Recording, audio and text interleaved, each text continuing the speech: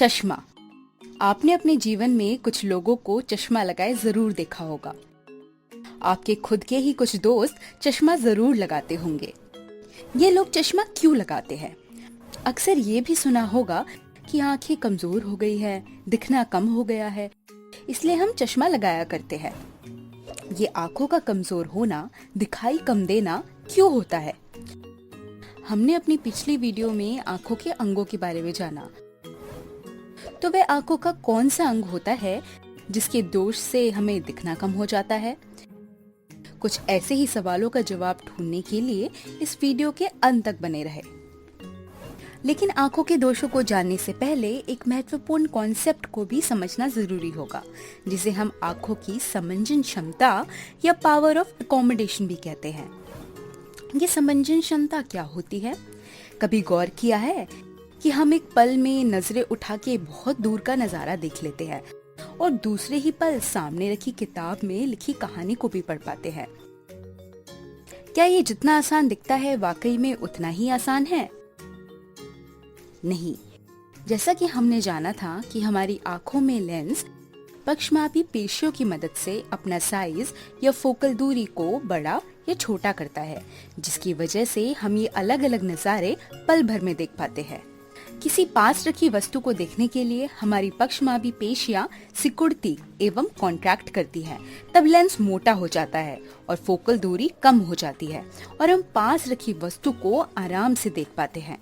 दूसरे केस में पक्षमापी पेशियां ढीली एवं रिलैक्स्ड होती है, जिस कारण लेंस पतला हो जाता है और फोकल दूरी बढ़ जाती है, जो हमें दूर रखी वस्तु को देखने में मदद करती है। आपने देखा होगा कि किताब को बहुत पास रखने से पढ़ा नहीं जाता। क्यों? क्योंकि हमारा लेंस एक हद तक अपनी फोकल दूरी को बढ़ा या घटा सकता है। एक साधारण आंख के लिए ये दूरी 25 सेंटीमीटर है, जिसे निकट बिंदु अथवा नियर पॉइंट कहा जाता है। मतलब किसी किताब को ठीक से पढ़ने के लिए हमें उसे कम से कम 25 सेंटीमीटर दूर रखना होगा।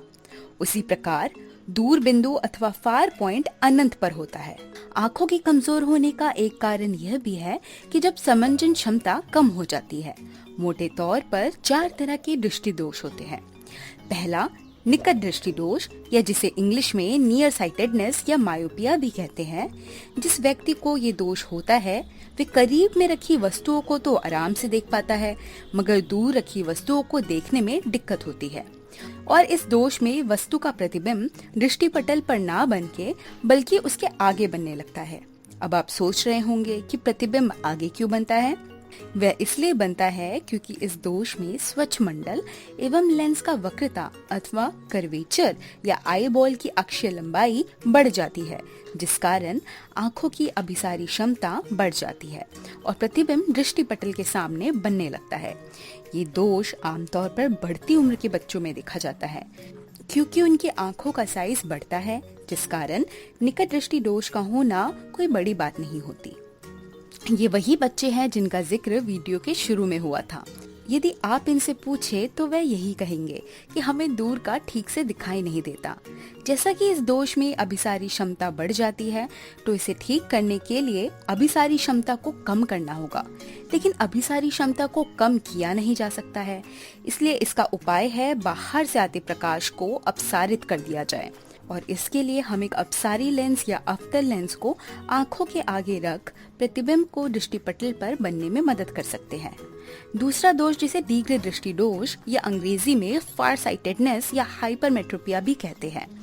इस दोष के साथ इंसान दूर रखी वस्तु तो आराम से देख पाता है, लेकिन करीब रखी वस्तुओं को देखने में दिक्कत होती है। इस केस में प्रतिबिंब दृष्टिपटल के पीछे बनता है। लेंस की फोकल दूरी के बढ़ जाने या आई बॉल के छोटे हो जाने से प्रतिबिंब दृष्टिपटल के पीछे बनता है। इसलिए इसे सटीक पॉइंट पर अभिसारित कराने के लिए एक अभिसारी या उत्तल लेंस लिया जाता है, जिससे दृष्टिपटल पर प्रतिबिंब बन जाता है।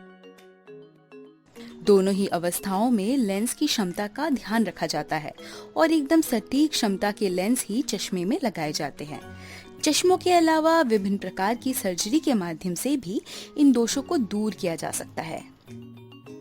तीसरा दोष जो जरा दूरदृष्टि एवं प्रेसबायोपिया के नाम से जाना जाता है, इस दोष में आंखों की समंजन क्षमता कम होने के कारण इंसान को दूर और करीब दोनों जगह ही देखने में दिक्कत होती है।